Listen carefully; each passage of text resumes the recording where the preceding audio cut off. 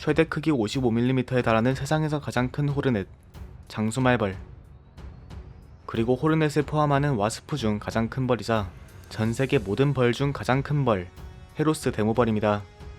헤로스 데모벌은 몸 길이 62mm에 날개 편 길이 121mm에 달하는 거대한 크기를 가지고 있어 기네스북에 세상에서 가장 큰 말벌로 기록되어 있는 초대형 벌입니다.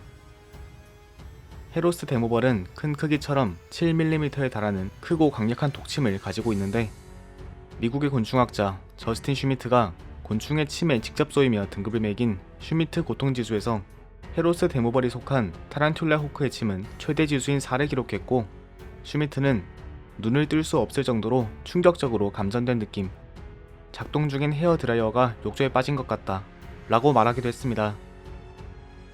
이렇게 강한 독침을 가진 헤로스는 이 침을 대형 독거미인 타란툴라를 사냥하기 위해 사용합니다.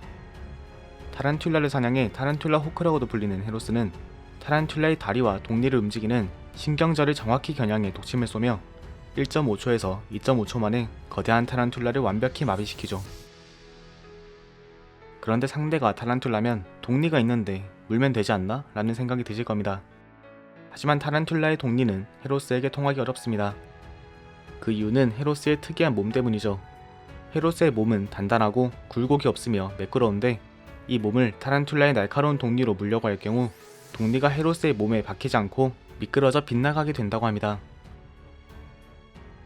그래서 타란툴라에게 유리한 초근접전임에도 독리가 통하지 않기 때문에 헤로스는 다치지 않고 타란툴라를 완벽히 마비시킬 수 있습니다. 물론 타란툴라도 헤로스를 독리로 문 적은 있지만 매우 드문 일이라고 하네요.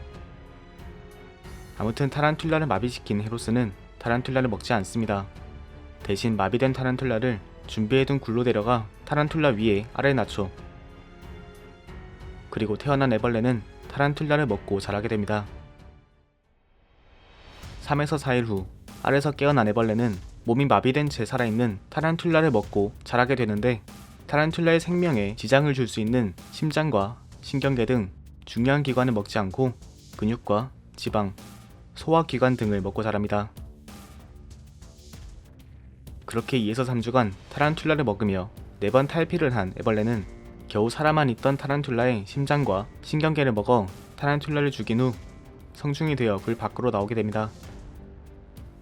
이렇게 타란툴라에겐 정말 잔인한 방법으로 자라난 성충 헤로스는 강력한 독침을 가지고 있지만 타란툴라를 마비시키거나 몸을 방어할 때만 사용할 뿐 사냥을 하는 데 사용하지 않습니다.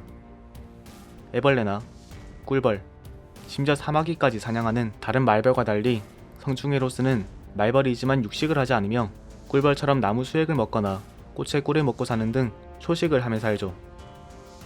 하지만 사마귀나 새에 잡아먹히는 꿀벌과 달리 헤로스는 크기가 큰데다 고통스러운 독침을 가지고 있고 먹기 힘든 단단하고 매끄러운 몸을 가지고 있어 맹독을 가진 방울뱀을 잡아먹는 로드러너라는 새를 제외하곤 천적이 없다고 합니다.